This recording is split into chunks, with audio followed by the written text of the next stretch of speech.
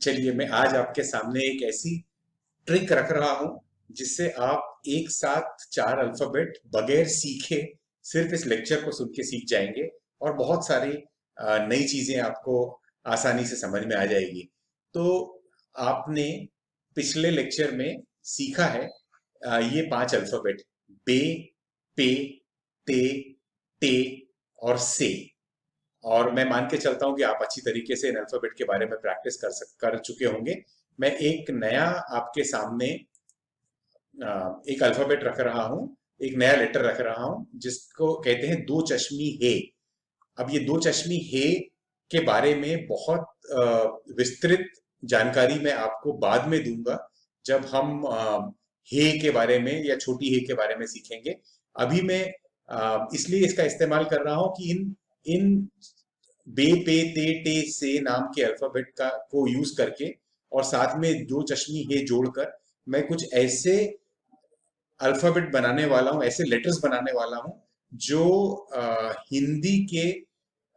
हिंदी में पाए जाते हैं, हिंदुस्तान में पाए जाते हैं। वो साउंड ऐसा है कि जो हिंदुस्तान के बाहर नहीं पाया जाता। तो हमारा अपना साउंड है और उर्दू की स्क्रिप्ट में हर चीज का ख्याल रखा गया है। फारसी से आने वाले आवाज भी इसमें है, अरबी से आने वाले आवाज भी इसमें इंक्लूड की गई है और हमारे देश की खड़ी बोली, ब्रज भाषा और अन्य भाषाएं में जो आवाजें इस्तेमाल होती है उन आवाजों का भी ख्याल इसमें रखा गया है। तो ये चंद कुछ लफ्ज में आपके सामने कुछ हुरूफ आपके सामने रख रहा हूं जो हिंदुस्तानी भाषाओं से ताल्लुक रखते हैं।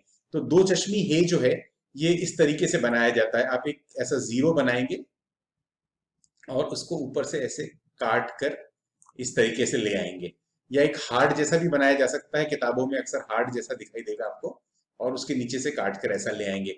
आप ध्यान से मेरे हाथ की मूवमेंट को समझेंगे।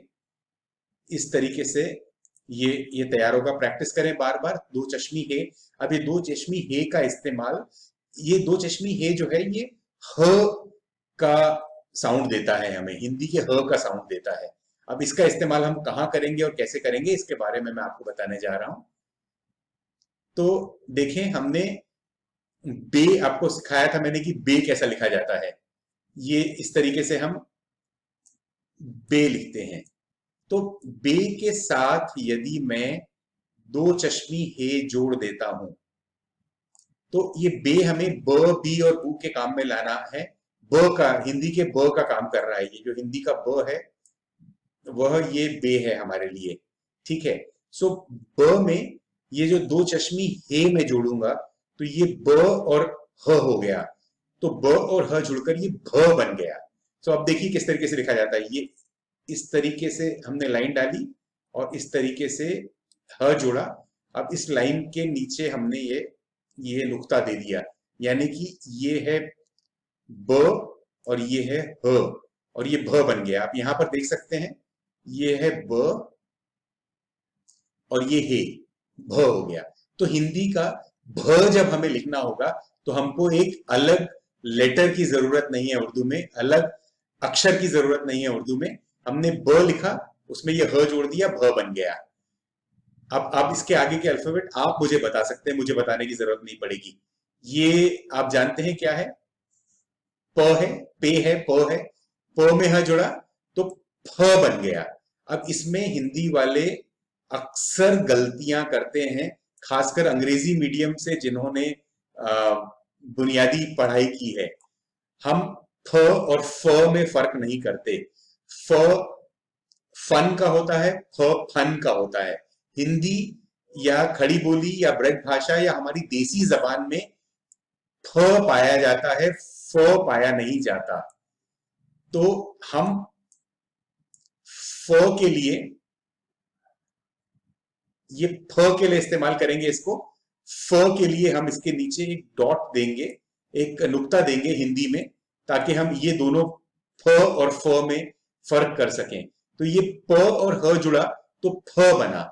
फ बनाने के लिए आपको जिनकी हिंदी बिगड़ चुकी है या जिन्होंने इंग्लिश मीडियम में मेरे तरीके से मेरी तरह इंग्लिश मीडियम से पढ़ाई की है, तो उन्हें मैं समझा दूं कि ये फ के लिए आपके होंठ पहले जुड़ेंगे और फिर अलग होंगे। फ, फिर अलग होंगे मैंने कहा। फूल, फल, ये ये हिंदी के शब्द हैं, इन्हें फूल और फल बोलकर शर्मिंदा ना करें। तो ये फूल लिखना होगा जब आपको, तो फ का इस्तेमाल करना होगा। और फ जो है ये प और ह जोड़कर फ बना है। ये अब इसका आप बताएं क्या है। ये त है। त, तो मैं यहाँ रंग बदल लेता हूं ताकि आपको समझाने में आसानी होगी। ये है त, आप जानते हैं ते है, त में ह जुड़ गया तो थ बन गया। और ये ट है, ट में ह जुड़ गया तो ठ बन गया। तो हमने आज सीखा भ, फ, थ और ठ। इसके बाद में हमारे पास अल्फाबेट था से, लेकिन से में ह जुड़कर कुछ बनेगा नहीं, इसलिए इसका हम इस्तेमाल नहीं कर रहे हैं। तो हमने सीखा भ, फ, थ और ठ। और एक बार दोहरा दूं कि फ को फ बोलिए, फ को फ मत बोलिए। अब थोड़ा सा एग्जाम्पल्स आपके सामने ले लेता हूं, इतना आसानी से हम उर्दू सीख रहे हैं हंसते खेलते। ये देखिए, यहां पर मैंने लिखा है, ये बे है, बे अलिफ बा, और प आप जानते हैं पे है, तो बाप, ये लिखा है बाप। अब आप खुद पढ़ लीजिएगा। बे में ह जुड़ा तो भ बन गया, भ, भ और अलिफ भा, पा, प। तो ये बाप है, ये भाप है। आप बताइए क्या है। ये बे अलिफ बा और ये त, बात। और ये है भात। अब तो आगे बहुत आसान है। टे, यहां से स्टार्ट करता हूं मैं। टे अलिफ टा और ट, टाट हो गया।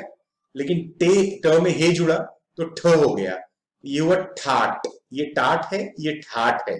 आप इसका स्क्रीनशॉट ले सकते हैं बार बार प्रैक्टिस करने के लिए।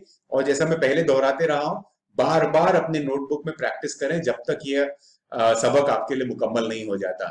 तो ये आप देखिए, ये नून और अलिफ ना, और ये त और ह थ, तो ये बन गया नाथ, नाथ। ये टे और ह, ठ बन गया, ट में ह जुड़ा तो ठ बन गया, ठा, ठा, नून, ठा न ना। आप देखेंगे ट में ह ठा, ठ, ठ में अलिफ जुड़ा, ठा हुआ, अलिफ के बाद हमने हाथ उठा लिया, बाद में नून लिखा न, न में फिर से नून लिखा न, और फिर अलिफ, ठानना। ठीक है, आसान है बहुत। इसके बाद ये बताइए, पे अलिफ पा, टे और हे ठ, पाठ। जो पाठ होता है, लेक्चर को हम पाठ कहते हैं, या पाठ पूजा होता है, वो वाला पाठ है।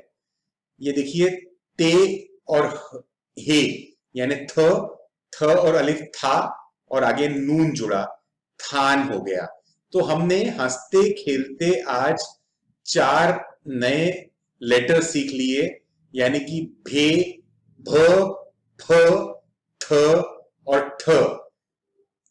आपको मैं एक बार फिर खत्म करने से पहले, आज का अभ्यास खत्म करने से पहले समझा दूं कि बार बार अल्फाबेट की प्रैक्टिस करते रहें, बार बार अलिफ से लेकर हे तक बार बार उसे दोहराते रहें, लिखते रहें, पढ़ते रहें। वो आपके सबकॉन्शियस में सेट हो जाना चाहिए, ताकि जब मैं बीच से आपको अल्फाबेट पूछूं तो आप बीच से उसे बता सकें। मैं आपको क्रमवार अल्फाबेट पूछूं तो आप क्रमवार उसे बता सकें। तो आज का सबक यहीं खत्म करते हैं, कल अगले सबक में फिर मुलाकात होगी।